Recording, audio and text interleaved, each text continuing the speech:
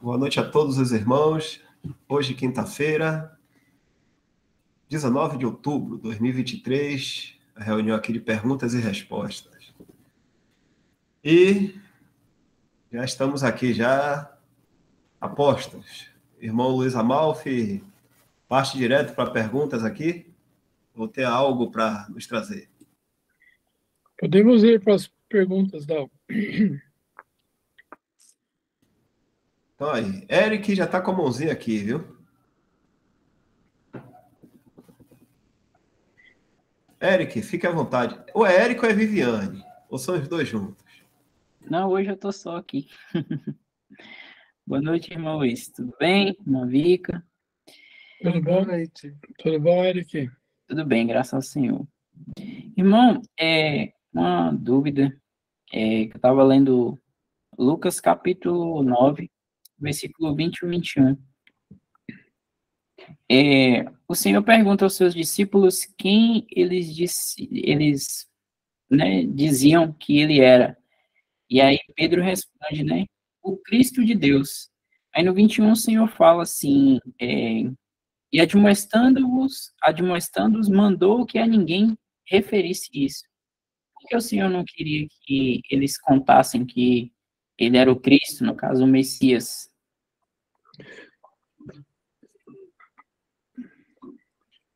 Por causa, Eric, vamos abrir em Mateus. Você está perguntando em Lucas, né?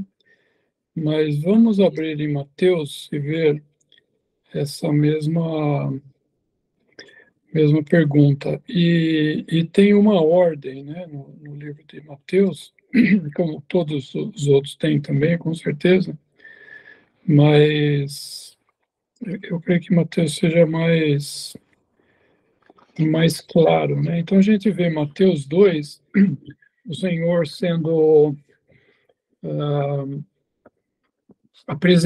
ele nascendo, né? Ele recebendo a encarnação do Filho Eterno, né?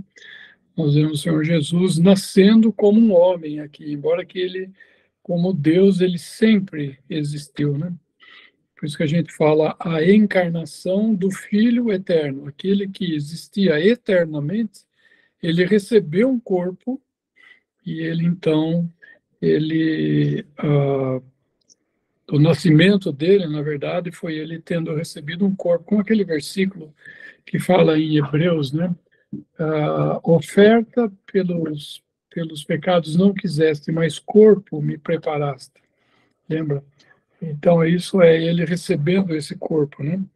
Então, é o capítulo 2, né? O capítulo 3, nós vemos João Batista, depois o Senhor Jesus sendo, com o início do seu ministério, ele é batizado, né?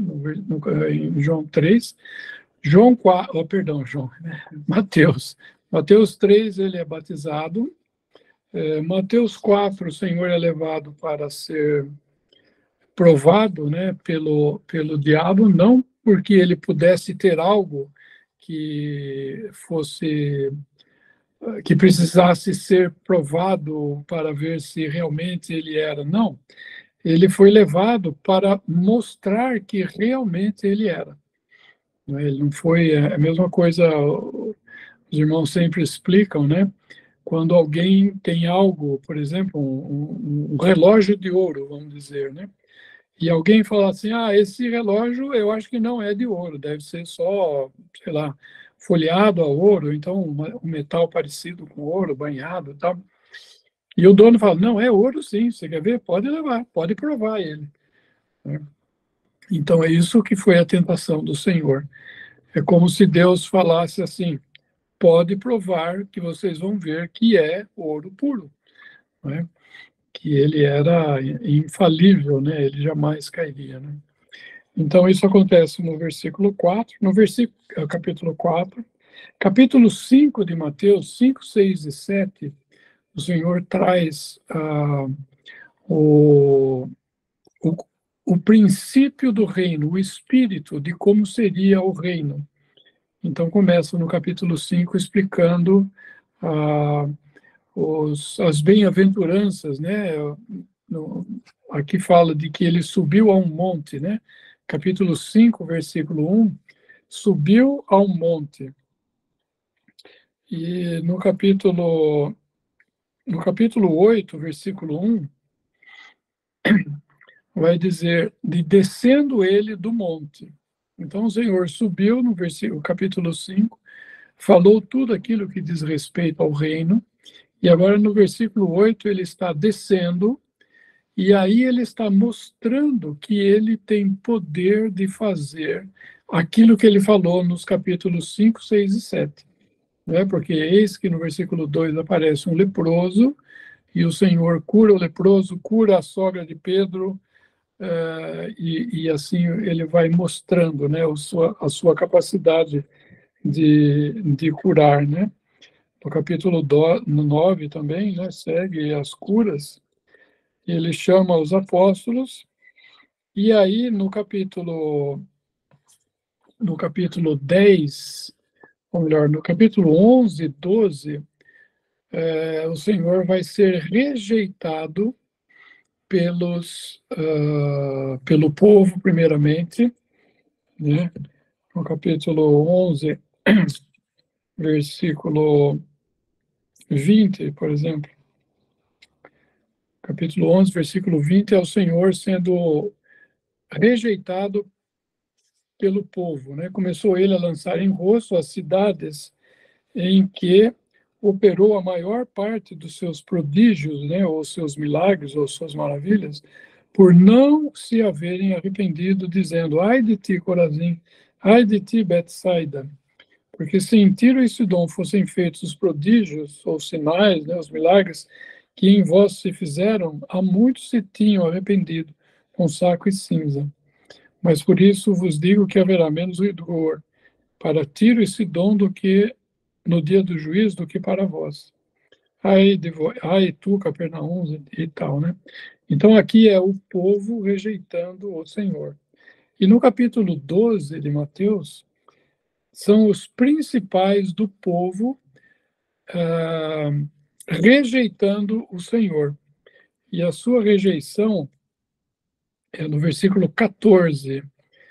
É a primeira vez quando aparece eles dizendo, o Senhor curou, né, esse homem que tinha a mão mirrada, né? No versículo 3 fala, então disse aquele homem, estende a tua mão, e ele a estendeu e ficou sã como a outra. Então o Senhor curando ali no meio da sinagoga, né? Isso aqui aconteceu na sinagoga. E aí os fariseus, tendo saído da sinagoga, né, formaram um conselho contra ele para o matarem. E Jesus, sabendo disso, retirou-se dali e acompanhou uma grande multidão. Então, eu dei toda essa volta, Eric, para dizer que quando o Senhor falou, isso ele fala no versículo, capítulo 16,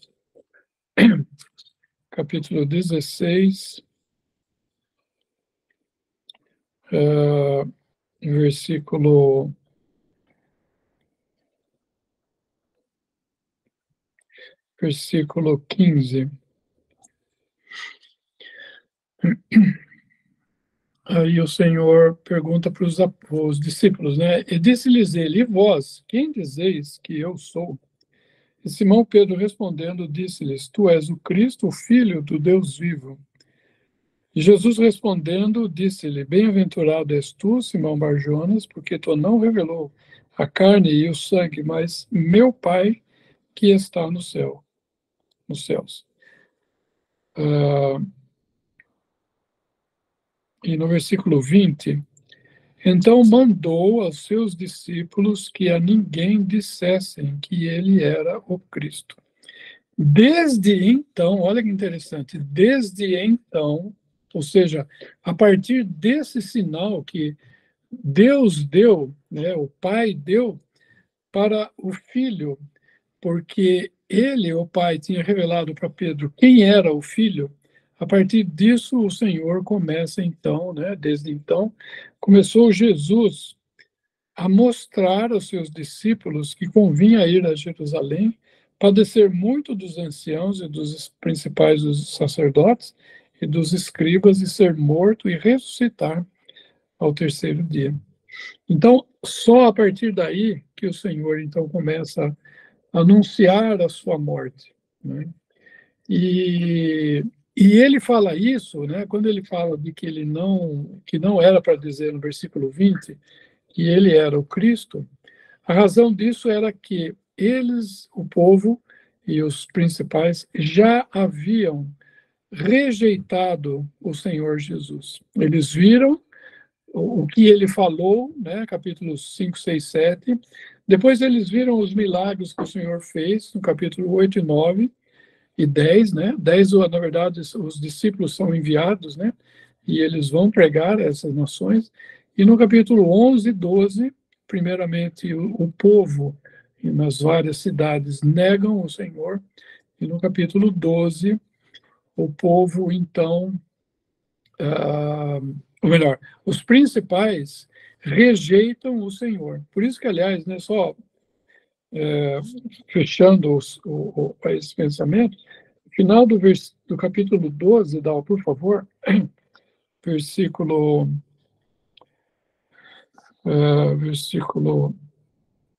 46,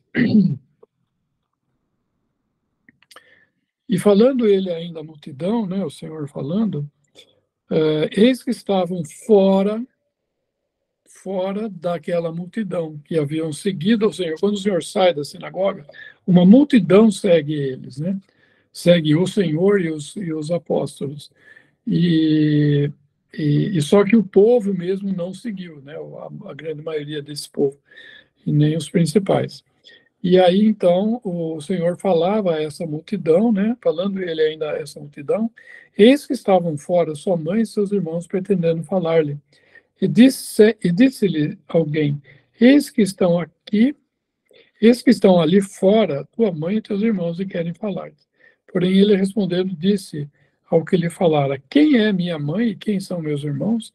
E estendendo a sua mão para os seus discípulos, e disse, eis aqui a minha mãe e meus irmãos, porque qualquer que fizer a vontade de meu Pai, que está no céu, este é meu irmão, e minha mãe, irmã e mãe. Tendo 13, né? Abre no 3 agora, que é a sequência, né? 13:1. Tendo Jesus saído de casa naquele dia, estava sentado junto ao mar, que aqui fala dos... embora que fossem o povo ainda, né? Eles estivessem ali na Judéia e tal, mas ele começa já a falar de junto ao mar, que o mar é uma figura dos gentios, né? Então, aí o Senhor, os gentios iam escutar.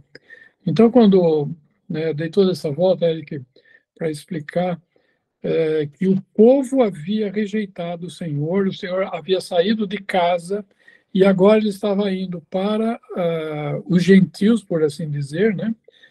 E então era para os discípulos não pregarem mais, não dizerem para aqueles que o haviam rejeitado que ele era o Cristo, né? Então essa é a razão, né? Então, não sei se ficou claro, Eric. Não, ficou bem claro, entendi sim. E também faz todo sentido, né? O Senhor se apresentou, mostrou tudo ali para eles, mostrou suas credenciais, vamos dizer assim, que ele é Messias, né? Já que eles eram tão, vamos dizer, estudiosos da palavra, falavam tanto, não conseguiram ali reconhecer o Senhor, ele tendo mostrado tudo, né? Então, depois dele ter falado e sido rejeitado, também entendi por que agora ele fala de que não era para contar para os judeus. Obrigado, irmão. Ficou claro. Nada. E é uma coisa, isso é uma coisa muito solene, né? Porque quando o Senhor é pregado a alguém, esse alguém ele está responsável para crer no Senhor. Ele é responsável em crer. Se ele abandonar o Senhor não, por assim dizer, né? Lógico que hoje é o dia da graça e tal, mas para um que se apostata da fé, não há restauração para ele, o que fala lá em Hebreus 6, né? Se alguém que andou no meio foi iluminado e participou, né, daquilo que os verdadeiros estavam fazendo e se afasta, não há arrependimento para ele. Então foi isso, exatamente esse versículo da abriu aqui, é impossível, porque é impossível que os que já uma vez foram iluminados, provaram do dom celestial, se fizeram participantes do Espírito Santo, né? O versículo 6 fala, e recaíram, sejam outra vez renovados para arrependimento. Então é uma coisa extremamente séria, né? Extremamente solene, nós falarmos do Evangelho para alguém e alguém rejeitar a palavra de Deus, né? Ele não está nos rejeitando, né? Mas ele está rejeitando não só a palavra de Deus, mas o próprio Filho de Deus, né? Então isso realmente é uma coisa grave. Então por isso que o Senhor, né, de uma certa forma, ele fala, não fala para eles, né? Então é uma coisa muito importante. E para nós também, né, quando o Senhor fala, na sua palavra, é ele falando, né? Às vezes um irmão que fala coisa assim, mas se ele está falando a palavra de Deus, né? Eu não devo ouvir o irmão falando, né? Mas eu devo ouvir que é Deus falando comigo por intermédio do irmão. Pode ser uma mula, como ele falou ali com Balaão, né? O senhor pode usar qualquer um, né? Não é o vaso que fala, né? Mas é a palavra que está no vaso que está falando, que tem a importância e a seriedade, né?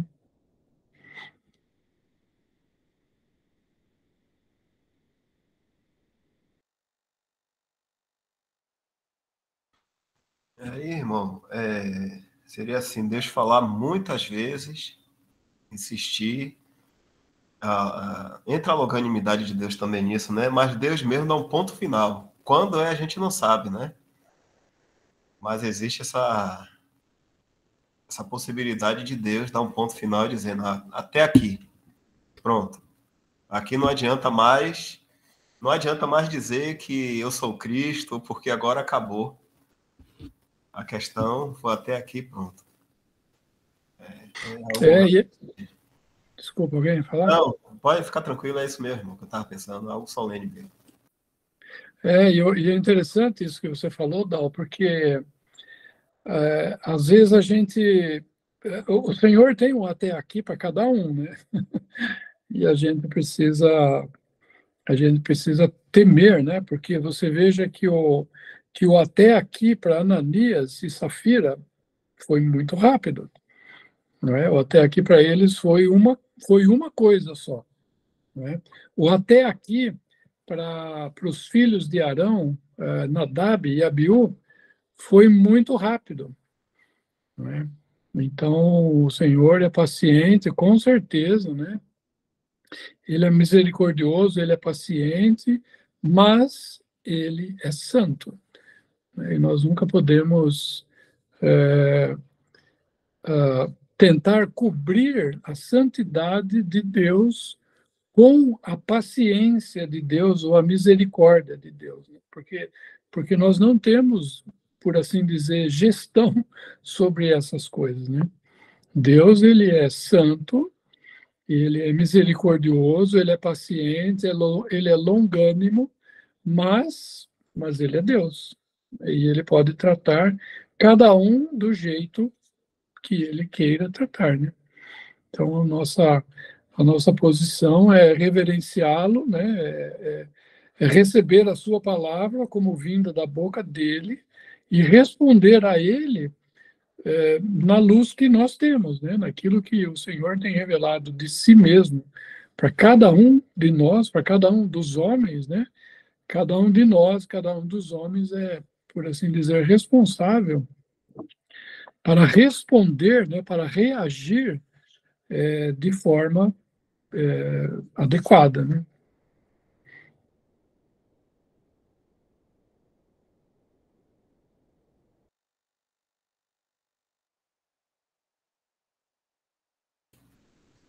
É isso mesmo, eu estava conversando com o irmão a respeito disso, né? Que o Senhor, ele ele coloca muitas vezes uma pessoa para dar um testemunho diante da gente. A gente está pensando algo errado, está insistindo naquilo, de repente vem uma pessoa e fala aquilo que é da palavra. Mas a pessoa rejeita, não quero saber disso aí não, tal. E isso é perigoso realmente, né? A gente tem que ser aberto, né? Assim, para ouvir, né? Vindo de alguma outra pessoa, não só de um cristão propriamente, né? Porque Deus pode falar, né? Como ele falou antigamente de várias maneiras, né? Ele pode também falar hoje. E a gente tem que estar realmente atento, né? Porque uma coisa que eu penso até, irmão, assim, enquanto a gente está fazendo algo e não vem nenhum chamamento de atenção para aquilo, o senhor ali tá permitindo aquilo. Mas quando começa a pessoa a ser chamada a atenção naquilo uma vez ou duas, ela já tem que estar atento, porque está começando o tratamento, vamos dizer assim, né? Está começando o tratamento de Deus. Então, a gente tem que realmente estar aberto, estar com os ouvidos abertos, porque pode vir um governo de Deus sobre a pessoa, né? Porque Deus avisa, né? Deus não pega assim de surpresa, não faz isso com ninguém. Eu creio, né? Primeiro Deus, ele instrui, ele avisa, e para depois acontecer a questão do governo de Deus. Isso até conversando com os irmãos sobre isso aqui. Às vezes o irmão ouve uma coisa, olha, irmão, é assim, tal, tal, tal. Tá, continua naquilo. E ouve de novo, de outro, ouve de novo, e continua naquilo, até que, infelizmente, né, o governo de Deus age, e aí já não teve mais tempo para nada. Você vê que interessante, né? Que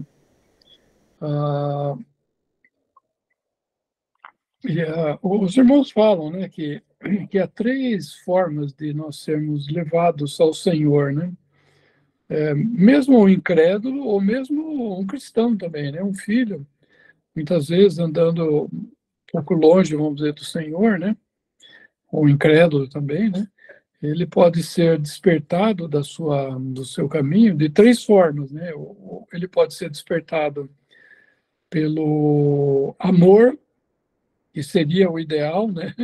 Seria a melhor forma, né? Com certeza.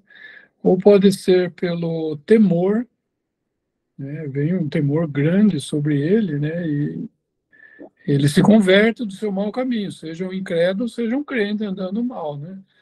Ele acaba se convertendo, né? E a conversão, ela é mudança de rota, né?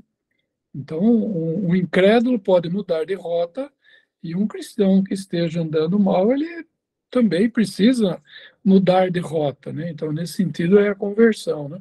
Acho que a conversão, quando a gente fala, muitas vezes pergunta, quando é que você se converteu, né? A gente fala quando eu criei no Senhor Jesus, né? Mas a conversão, ela é válida para qualquer mau caminho, né? Que eu tome, eu preciso converter, né? Pega a direção, volta, converte para a direita, para a esquerda, enfim, volta para o Senhor, né?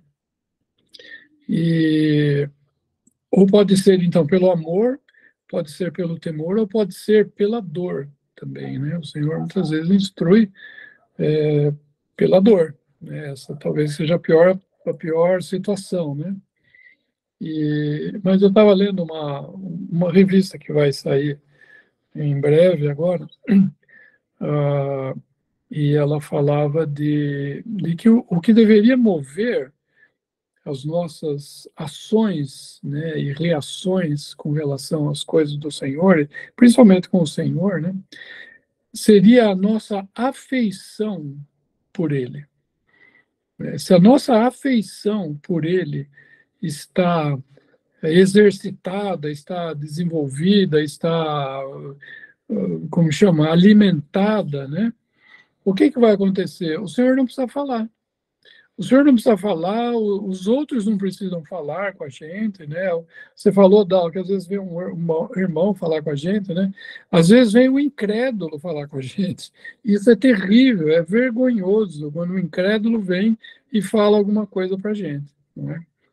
E isso não deveria ser assim, né? O que deveria ser é a afeição que a gente tem pelo Senhor faz com que a gente mude o nosso caminho.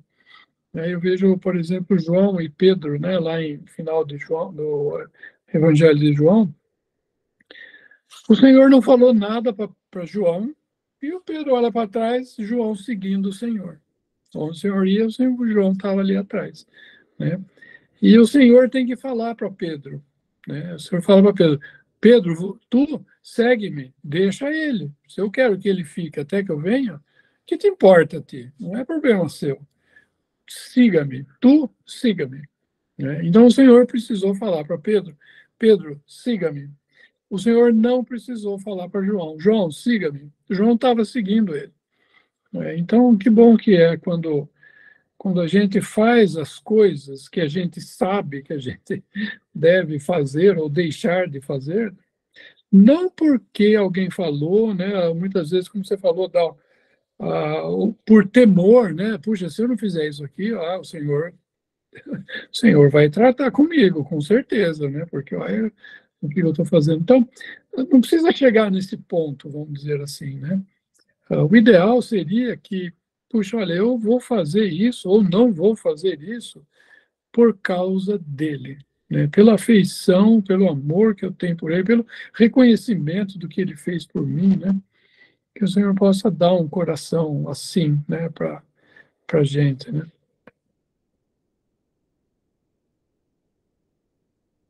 É mesmo. Essa semana, até acho que foi segunda-feira, a irmã fez a pergunta sobre essas nações, né? O irmão está perguntando até aqui, né? O que seria chamar a atenção? Diego B1. E a irmã Lusitânia até fez a pergunta, porque teve alguns comentários, né, do irmão, a respeito de nações que receberam luz do Senhor e por isso também são mais responsáveis, né? Pela luz que receberam. Então a irmã queria saber o que seria isso, de ser responsável, e aonde chegaria o agravo dessa responsabilidade de nações assim, tipo o Brasil, que é cristianizado, Estados Unidos, né, que tem essa liberdade de ter a palavra de Deus em mãos, essa liberdade que a gente tem aqui de estarmos reunidos, ouvir verdades, né, até pelos irmãos do século XIX, todos esses livros que tem, a informática hoje, a informação muito acessível, né? E a irmã até perguntou sobre isso, né? Se o irmão Luiz aí puder falar um pouco mais sobre isso. E juntando aqui com essa pergunta, né? Só para não deixar de fora, o irmão perguntou aqui o que seria chamar a atenção. Talvez esteja ligado a isso. O versículo, não me lembro agora onde que está, que fala assim, a quem muito foi dado, muito será tomado. Deixa eu procurar aqui, eu achei. E a quem pouco foi dado, pouco será tomado. Lembra desse versículo? Não sei se você já achou aí.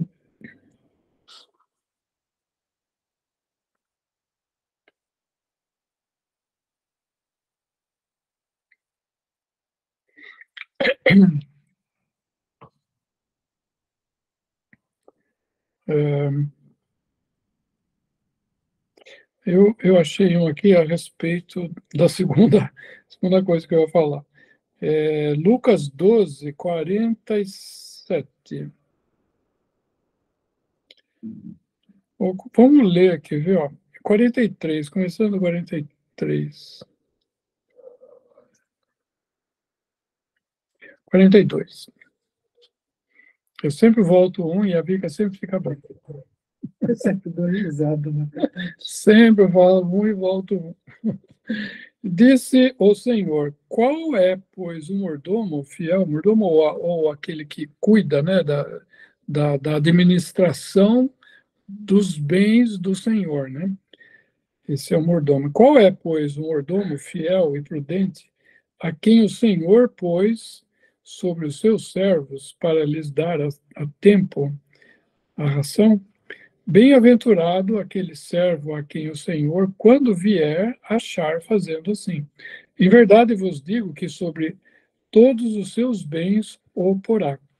Mas se aquele servo disser em seu coração, o meu senhor tarda em vir, e começar a espancar os criados e criadas, e a comer e a beber e a embriagar-se, virá o senhor daquele servo no dia em que o não espera, e numa hora que não sabe, e separá-lo-á, e lhe dará a sua parte com os infiéis. E o servo que soube a vontade do seu senhor e não se aprontou, nem fez conforme a sua vontade, será castigado com muitos açoites. Mas o que não soube e fez coisas dignas de açoites, com poucos açoites será castigado. E a qualquer que muito foi dado, muito se lhe pedirá. E ao que muito se lhe confiou, muito mais se lhe pedirá. Então, esse é eu creio, o princípio, né, de como que Deus vai tratar com as nações, né? Lembrando que hoje nós temos 3 povos aos olhos de Deus, na perspectiva de Deus, há 3 povos no mundo. E quais são? Os gentios, que hoje estão como cabeça de Israel, antigamente era assim, né? Israel e os gentios. Depois, pela desobediência, o Senhor levou as 10 tribos para a Síria e as 2 tribos foram para a Babilônia, voltaram e depois elas foram destruídas no ano 70. Então, Israel, que estava aqui, os gentios aqui, hoje eles estão aqui. Então, os gentios estão acima, são cabeça, né? Israel hoje é cauda, né? Um versículo no Velho Testamento que fala isso. Eles estão como cauda hoje. Um dia eles serão cabeça, no milênio, né? Quando o Senhor Jesus vier. E o terceiro é a igreja, né? Todo aquele que crê no Senhor Jesus como Salvador, nessa dispensação da graça, faz parte da igreja. Então, são esses 3 povos. O povo, a igreja, é o povo celestial. No arrebatamento, o Senhor Jesus vai levar para o céu. Então, vão ficar na terra 2 povos, né? O judeu e os gentios. Dentre os gentios, há os gentios que foram agraciados com a pregação do evangelho. Então, hoje, né, nós vemos que há as nações, até o Dal falou, né?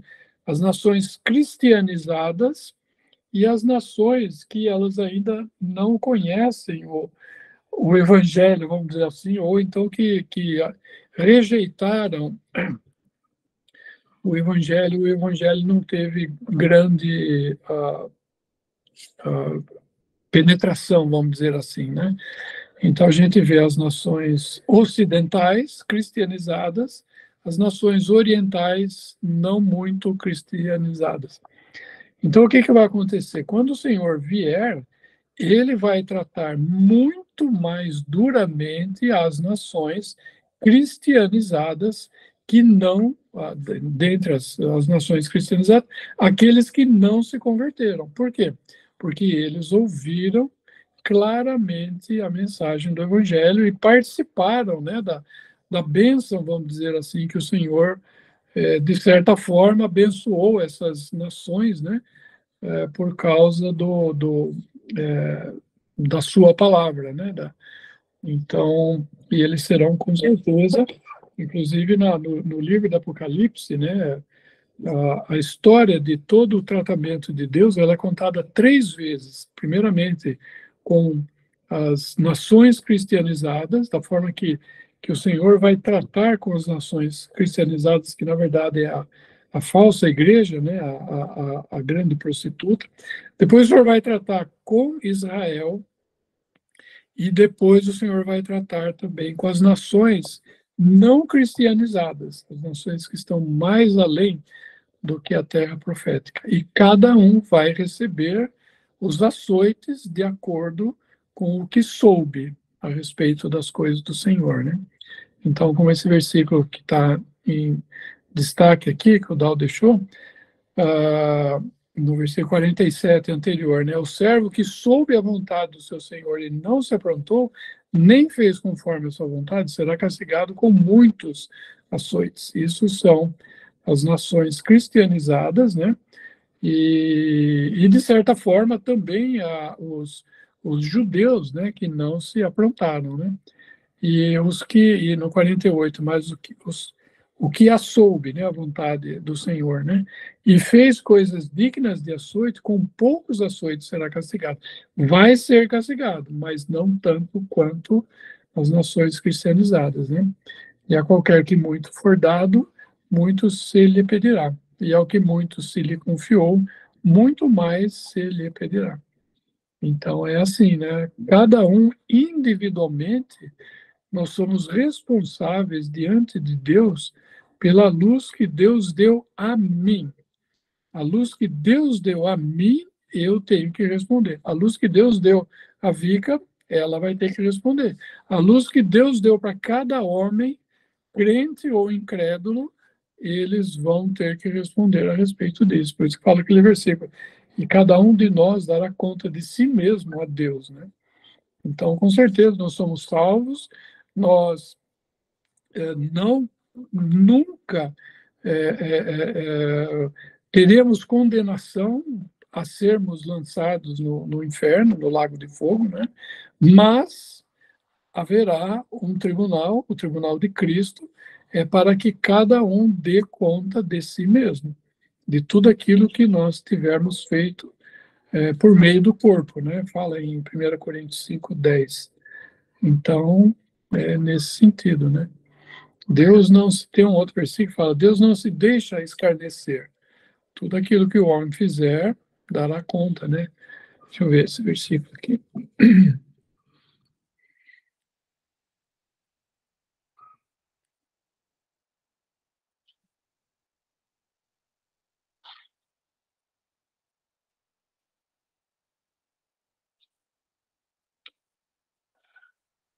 Gálatas 6:7. Obrigado, Dal. Gálatas 6, versículo 7.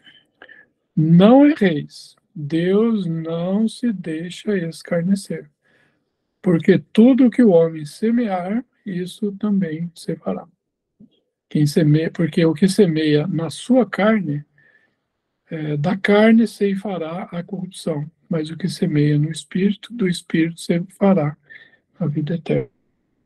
Então é isso aí, Deus é Deus, e nós somos criaturas e nós temos que dar conta de como agimos aqui, com certeza.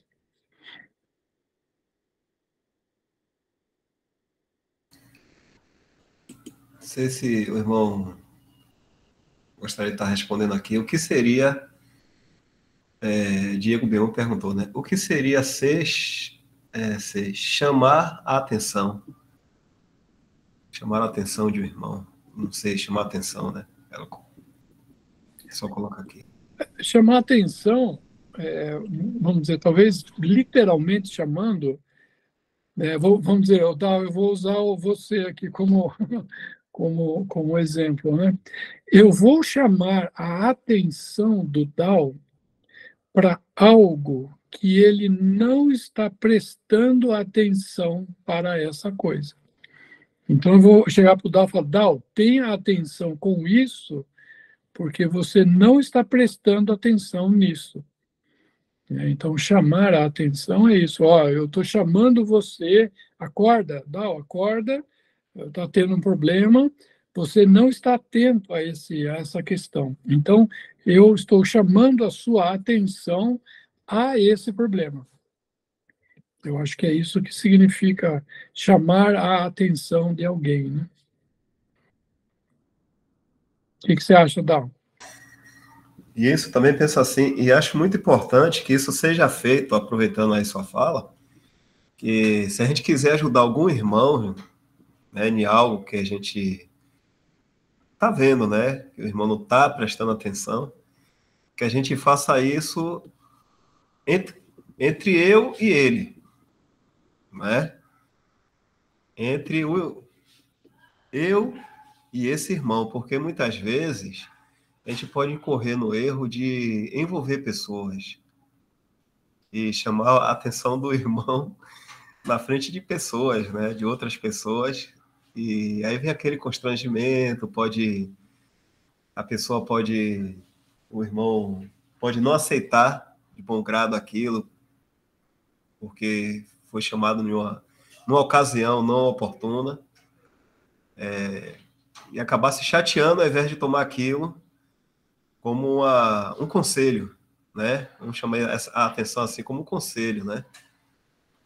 Como o irmão falou, cada um vai dar conta de si, mas nós somos cuidadores dos nossos irmãos, sim, cada um é bom buscar cuidar, fazer o bem, né, para o outro, né?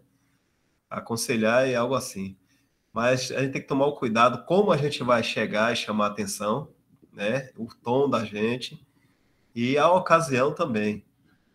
Porque senão pode, ao invés de ajudar, atrapalhar, né? Piorar as coisas. Com certeza, Dal. Você sabe que isso é muito importante, porque normalmente, quando a gente vai chamar a atenção, né, do irmão para alguma coisa, a gente tem a tendência, né, de o irmão estar aqui e eu vou chamar a atenção dele dessa posição. Isso tá errado, isso não vai dar certo. Uma vez o irmão David Murns, ele falou uma coisa muito interessante.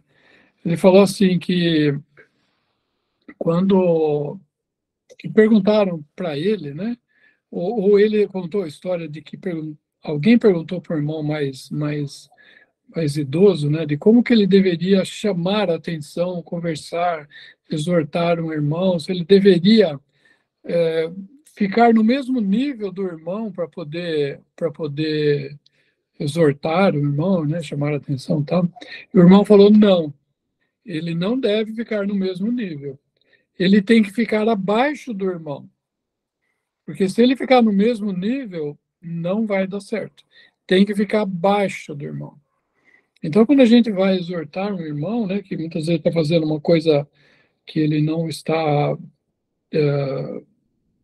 aquilo vai fazer mal para ele, como você falou, Dal, primeira coisa, a gente tem que saber se é para eu falar. Primeira coisa, Senhor, é para eu ir ou não? Outra coisa, Senhor, quando é para eu ir? Se eu tiver certeza que eu devo ir, eu devo perguntar quando eu devo ir. E a terceira coisa é, e o que falar? O que falar para ele? O Senhor tem que ajudar. E outra coisa, Senhor, que me humilhe, porque eu não quero chegar nele, acima dele, e nem no nível dele, eu tenho que chegar abaixo dele. Que aí pode ser que eu ganhe o coração dele, né? Porque normalmente o que acontece com a gente é que a gente chega assim, normal, né? Chega todo cheio de justiça própria, de como chama? Do saber, daquela coisa toda, né? E não vai dar certo. Isso não funciona, né? Então a gente tem que ter sabedoria, né, de como ajudar o meu irmão, né? E eu preciso ir conversar com ele, né? Eu usei essa palavra ajudar, no sentido de ajudá-lo, não no sentido de, de julgá-lo, né? Muitas vezes a gente vai no sentido de julgar, tá vendo o que você está fazendo? Olha, tá certo isso que você está fazendo? Não vai dar certo. Se for esse o espírito, não vai ganhar o coração do irmão. E uma coisa importante que você falou, Dal, eu vou fazer uma pergunta aqui para vocês, né? Por que Eutico caiu lá do terceiro andar? Por que ele caiu? Quero ver quem vai responder aí. Porque ninguém chamou dele? Porque ninguém chegou do lado dele, sentou do lado dele. Eutico, você está bem? Eu que eu estou vendo que você está meio. Você está dando aquela. Sabe aquelas pescadas que a gente dá assim, quando a gente está com sono? Eu que eu estou vendo que você está com sono, irmão. Não seria melhor. Vem cá, senta aqui do meu lado. Ó, tem uma cadeira aqui do meu lado, senta aqui comigo. Sai dessa janela, que esse negócio é perigoso. Você pode cair daí. Né? Então, o que acontece? Olha que interessante, né? Naquela noite, ah, Paulo estava lá. Você imagina as coisas que esses irmãos escutaram ali do próprio Paulo falando ali, né? Então, eles deviam estar muito ocupados, com certeza, né? A palavra fala que, inclusive, havia muitas luzes, né, no cenáculo ali. Então, a palavra de Deus estava sendo, puxa, trazida de uma forma que talvez eu quisesse ouvir. Eu creio que muitos de vocês também. Mas, em meio a toda essa verdade, a toda essa coisa boa, tinha um irmão que estava ali no fundo e ninguém estava olhando para ele. Ninguém estava prestando atenção nele. E ele também não estava prestando atenção na reunião, porque senão ele não teria cochilado. Não é? Então, muitas vezes, né, irmãos, a gente pode estar no meio, né, do lugar onde o Senhor está, onde a doutrina, a sã doutrina está sendo falada, né, e como o Dal falando, o Dal falou, nós precisamos cuidar dos nossos irmãos, né, e eu preciso também ser, né, humilde, vamos dizer assim, de que se um irmão vem falar comigo, ele está falando comigo porque ele está preocupado comigo. Pode ser até que ele venha falar comigo de um jeito atravessado, de um jeito por cima, vamos dizer assim, né? Mas eu tenho que entender que é o Senhor que está fazendo isso. Né? Se eu entendo que é o Senhor que está fazendo isso, então eu facilito as coisas, né? Porque, com certeza, irmãos, chamar a atenção, né, de alguém não é coisa fácil. É muito mais fácil deixar cair da janela, não é, do que chamar a atenção. Então, são coisas que a gente precisa ajudar e ser ajudado, né? Vamos dizer assim, né?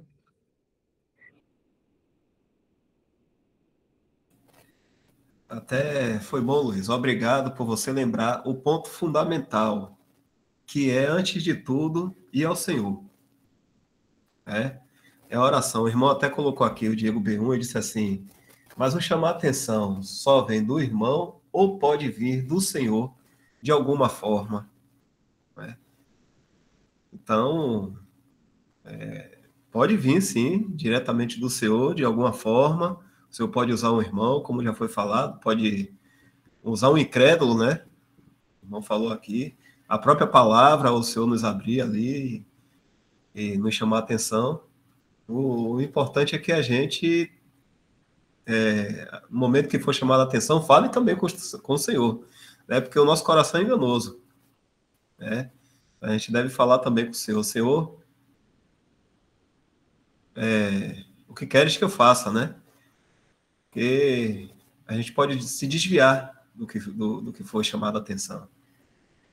E é importante, irmão, isso aí mesmo, porque saber falar, né? Como o irmão falou, às vezes a gente erra, mas mesmo assim, se veio a exortação, é melhor a gente se colocar de uma forma humilde e se humilhar debaixo da mão de Deus, né? Do que a gente querer resistir. E tem um livro, né? O irmão até já falou, Empecilho, Auxílio ao Empecilho. Fala dessas coisas aí também. Porque a gente tem o nosso relacionamento dia a dia com nossos irmãos, seja na Assembleia, então a gente tem que tomar esse cuidado de animar o irmão, de incentivar o irmão, estimular o amor, como fala em Hebreus, né? Do que a gente provocar uma ira. Ainda que a gente esteja falando algo que é para ajudar o irmão, mas precisa primeiro do Senhor, como o irmão falou. O detalhe é esse. Esse é o primeiro ponto. Primeiro é o Senhor. A gente tem que orar ao Senhor pelo irmão e esperar no Senhor para saber se somos nós mesmos que vamos lá falar, se sou eu mesmo, ou se eu vou usar alguém, como o irmão acabou de perguntar aqui. Pode ser de outra forma, sim.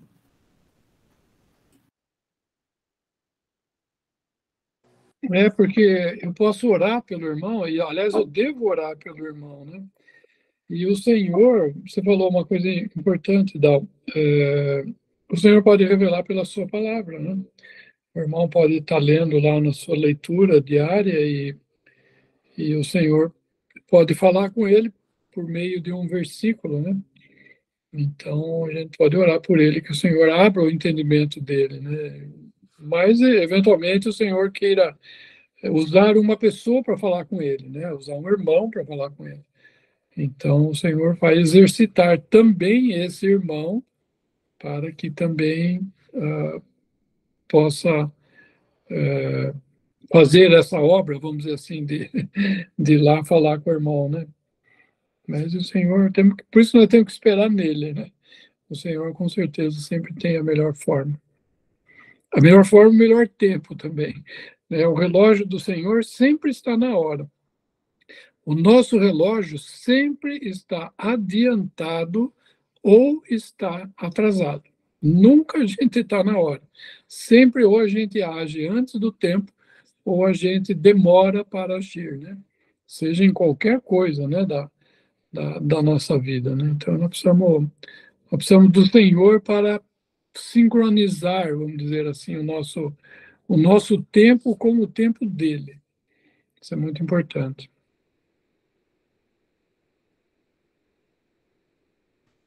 Diego, pode falar, Diego.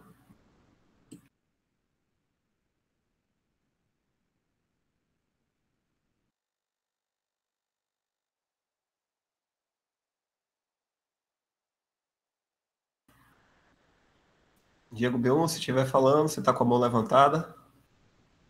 Está desligado o seu microfone. Ah, certo, foi sem querer. Acho que tem uma pergunta, então, aqui. Ou é de Val ou é de George?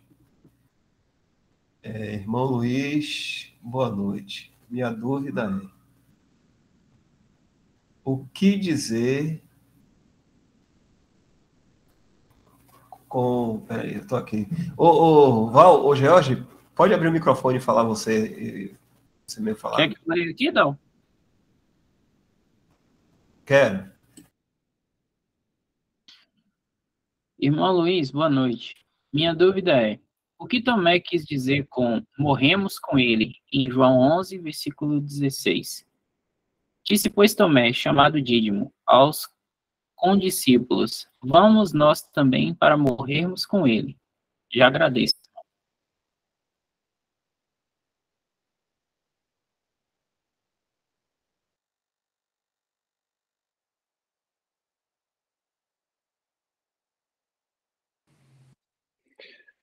Eu não sei se o Tomé estava querendo dizer aqui que. Porque o Senhor, o povo lá em Jerusalém já tinham sido, vamos dizer, mostrado que eles estavam contra o Senhor, né? E o Senhor falou ah, que ele queria ir para Jerusalém, né? Eu não sei se seria no sentido de se ele for, eles vão matar, e se a gente estiver lá, eles vão matar a gente também. Eu não sei se é esse o sentido, eu não sei responder essa pergunta.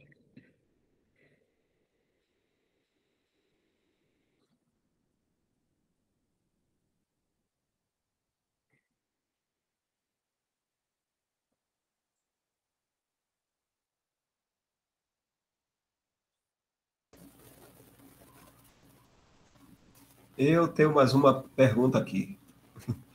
Eu estava lendo hoje Deuteronômio, capítulo 2. É sobre aqueles gigantes ali. Pessoas altas, né? Eu queria saber se isso é literal mesmo. Deixa eu ver aqui. Aqui. Um dos, né?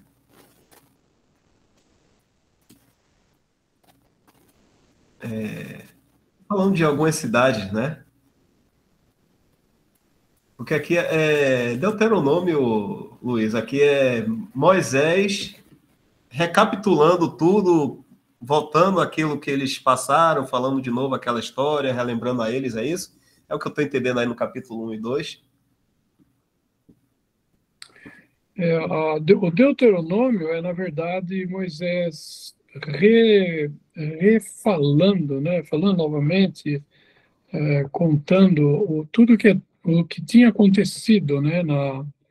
Na terra de Israel, fala novamente a lei, né? E sabe que tem uma observação, acho que lá no dicionário bíblico conciso, e fala sobre alguma coisa de Deuteronômio. Deixa eu abrir aqui.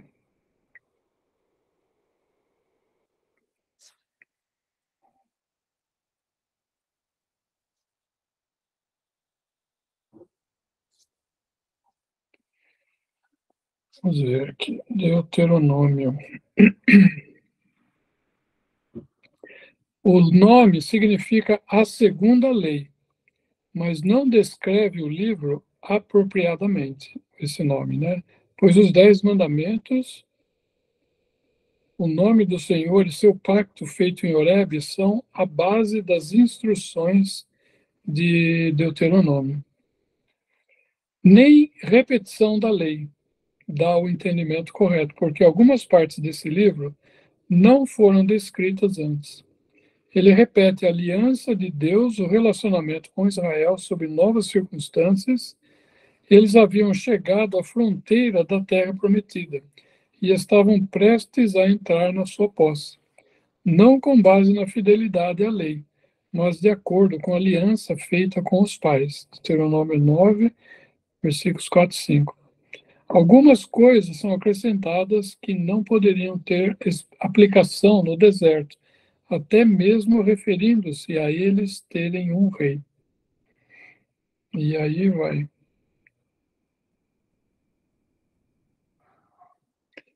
Deuteronômio 1 a 11, só vou ler essa partinha aqui. Aliás, tem 3 divisões aqui. Deuteronômio 1 a 11, Moisés repete a maneira como o Senhor os havia guiado. A aliança com eles em Horebe, a desobediência deles, a retomada do relacionamento de Deus com eles com base na mediação de Moisés e a colocação da lei na arca. Deuteronômio 2, 29. Vários mandamentos são dados e os resultados da obediência e desobediência são totalmente declarados. Deuteronômio 34, 30 a 34. As coisas do porvir. O cântico de Moisés e a sua bênção às tribos.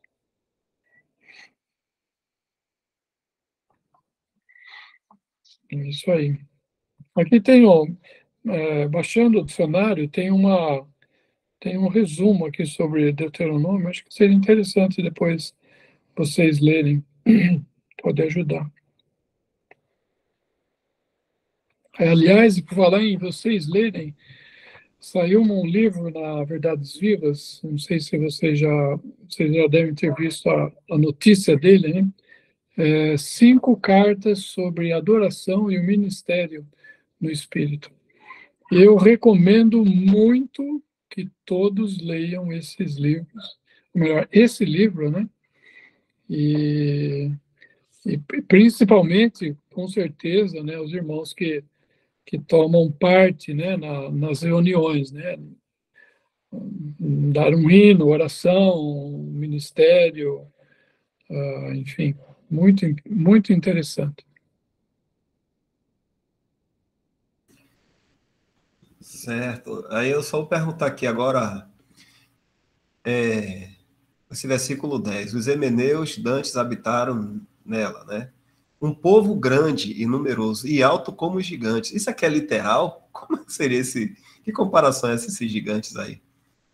São homens altos mesmo? Assim como foi o Golias, né? Lembra de Golias?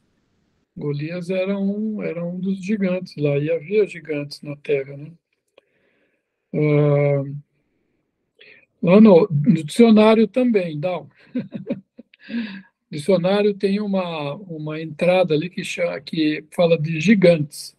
E tem várias palavras no original hebraico, né, que eles são traduzidos como gigantes, né?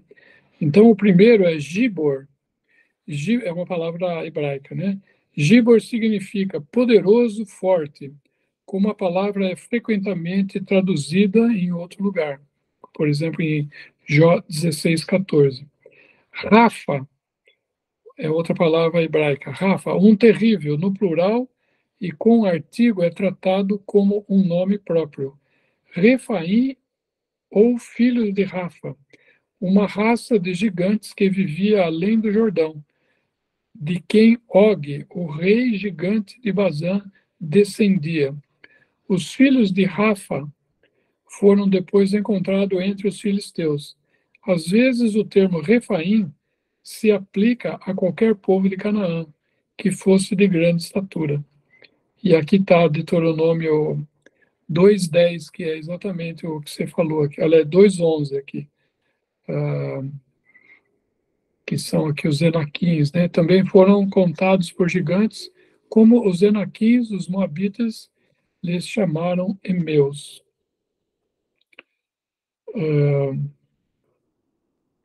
Deixa eu ver se tem a palavra Emeu aqui, deve ter. Vamos ver.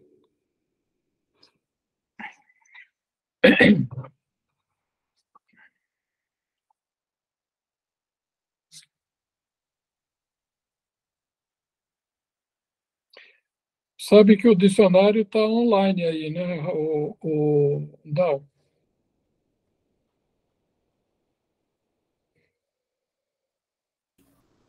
Deixa eu colocar aqui, peraí.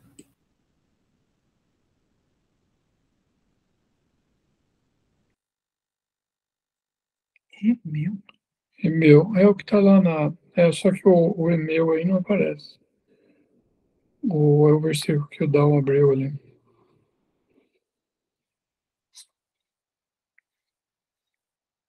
Deuteronômio 2:10. Emins, aliás, Emins. Vamos ver se tem. Emins, está aqui, Emins. Eu vou ler aqui. Já pegou aí, boa.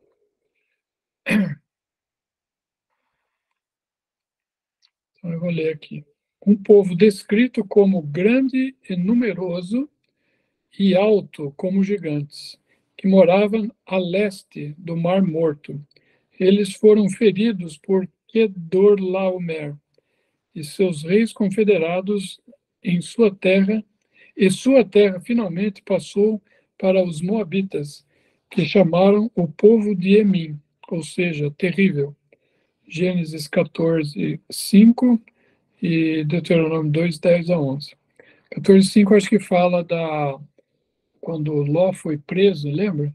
E aí houve aquela guerra dos 4 reis contra 5 reis, que eu acho que é Gênesis 14:5.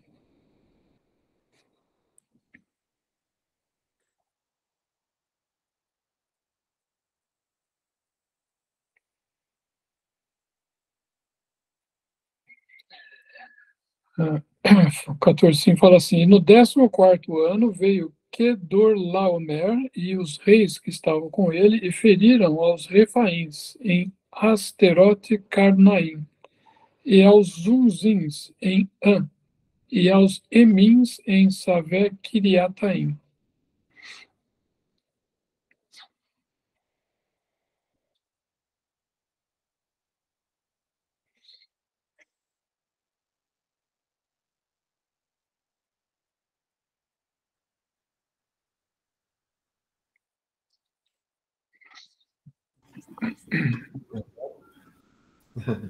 Homens altos. Adriano tá falando aqui, então seria como esses homens de basquete. Seria por aí, então, talvez até um pouco mais alto. Eu acho que é mais alto, porque o Golias, ele tinha, acho que 2,40 metros, se eu não me engano. A altura dele, ele tinha 3,5 côvados, não era isso? Vamos ver aqui. Elias.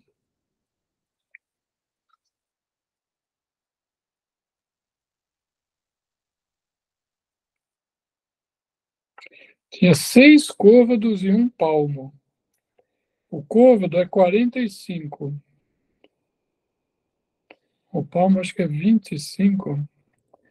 Vê aí, 45 vezes 6 mais 25. 2,95. 2,95, né? É quase 3 metros, imagina. Quase 3 metros não é na porta. A porta normalmente é 2,10, né? Você imagina? Cada cerca de 2,6 metros pelo menor côvado. Depende do côvado, né? Claro. Não passava na porta, Dal, tinha que abaixar. Você imagina? Como fala, um brutamonte mesmo. Era. Agora parece que o povo de Israel não era alto, não. É a impressão que dá que o povo de Israel não tinha uma...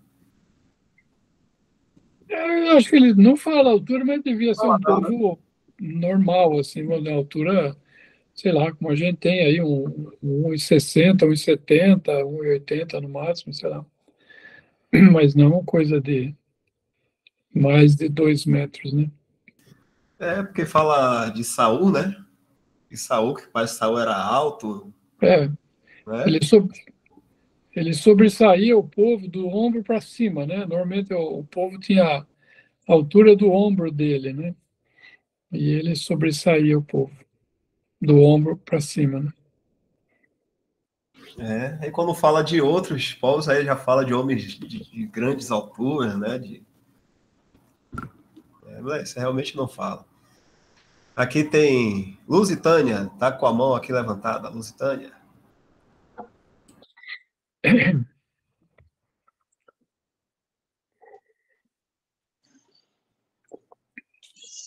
Oi, irmão Luiz, boa noite. Boa noite. Tudo bom? Então, eu queria saber, e se não tiver, a resposta for muito complexa, não tem problema não. Eu observo que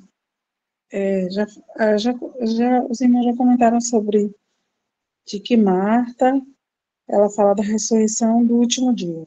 Marta, ela não falava de uma ressurreição que não era essa ressurreição.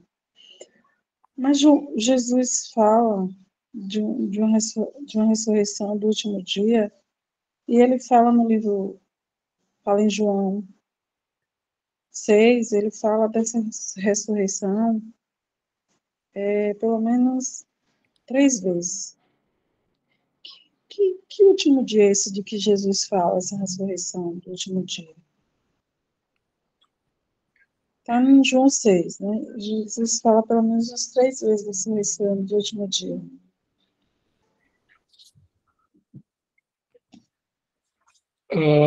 Antes de o Espírito Santo descer no dia de Pentecostes, nem os discípulos tinham muito entendimento, né, a respeito das coisas de Deus. A plena revelação das coisas de Deus se deu quando o Espírito desce e eles juntam aqueles mais ou menos 120 ali, juntam eles em um corpo, batiza-os em um corpo, e a partir dali, então, o Espírito passa a habitar na igreja e nos crentes, individualmente nos crentes e coletivamente na igreja, né? Então, essa é a razão pela qual hoje nós entendemos as coisas de Deus, né? Então, quando o Senhor fala de a ressurreição, é algo que sempre o homem conhecia, né?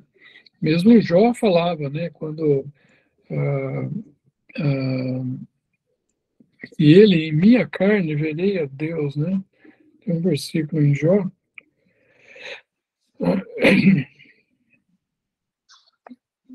que fala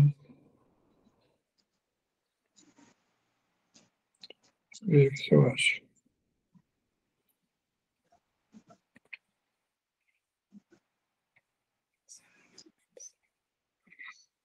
É, 19:25. A Vika falou 19:25, que vamos ver, e é mesmo. É melhor que eu. 19:25, dá. Capítulo 19, versículo 25.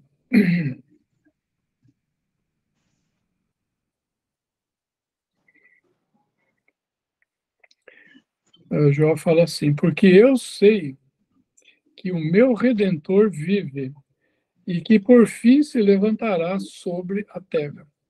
Depois de consumida a minha carne, a minha pele, ainda em minha carne verei a Deus.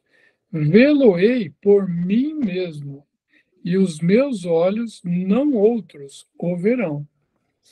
Então, o Jó está falando de ressurreição aqui, né? Os meus olhos, não outros. Quer dizer, consumida a minha pele, quando eu morrer, né? Em minha carne verei a Deus, né? Ninguém vê Deus em corpo, né? Quando ele está falando carne, é o corpo físico dele, né? As pessoas que hoje partem desse mundo por meio da morte, eles partem com o espírito e a alma, vão para Deus, né? Os crentes vão à presença do Senhor Jesus, e o corpo dele vai para o cemitério, né? Mas Jó está falando aqui que em minha carne verei a Deus, isso fala de ressurreição. Então eles conheciam ressurreição, só que eles achavam que era a ressurreição do último dia, que todo mundo ia ressuscitar no último dia. Então, quando o Senhor ia, por assim dizer, abrir os livros e chamar todos, né, para comparecer no tribunal, e ele ia, então, ressuscitar todos, né?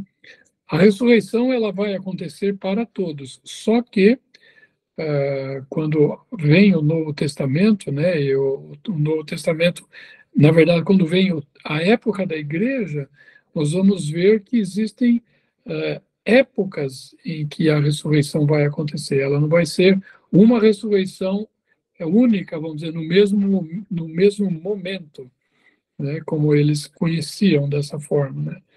Então é por isso que Marta ela não conhecia, né? Mas a partir do momento que o Espírito vem e traz luz, né, para os crentes ali, então eles entenderam. Por isso que fala lá em 1 Coríntios, fala de Cristo as primícias, depois os que são de Cristo na sua vinda. Então ele está falando de ordem, né, da ressurreição. 1 Coríntios 15, acho que é 20 e pouco lá, o da...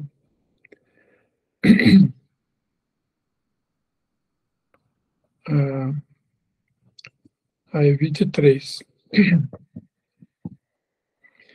Mas cada um está falando de vivificados, né? Lá no 22, porque assim como todos morrem em Adão, assim também todos serão vivificados em Cristo, né? Isso aqui vivificados, trazidos à vida novamente. Todos serão. Mas cada um por suas ordens, por sua ordem. Cristo as primícias, depois os que são de Cristo na sua vinda, né? E depois, né, virá o fim e vai haver também uma outra ressurreição, só que aqui não é a ressurreição da vida que está se falando aqui, né? Então a ressurreição ela vai acontecer.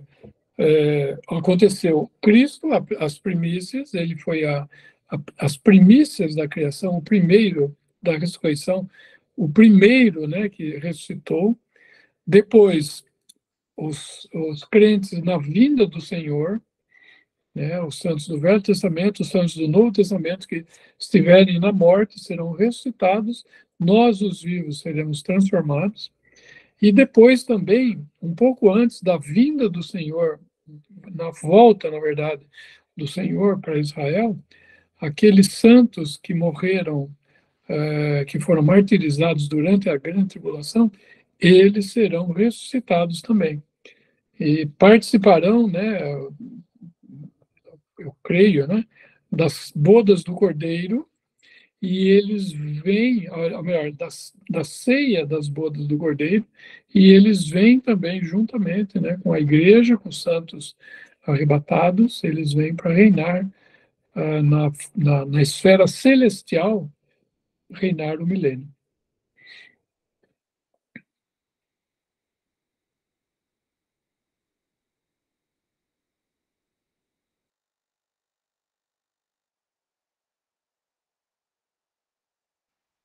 Obrigada, irmão Luiz.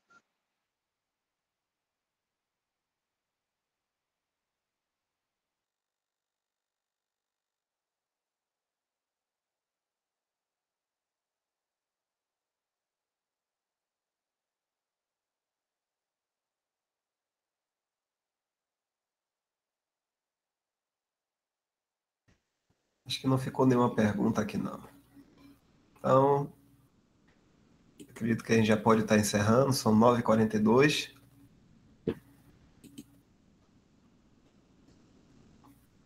Rita de Cássia ainda está aqui.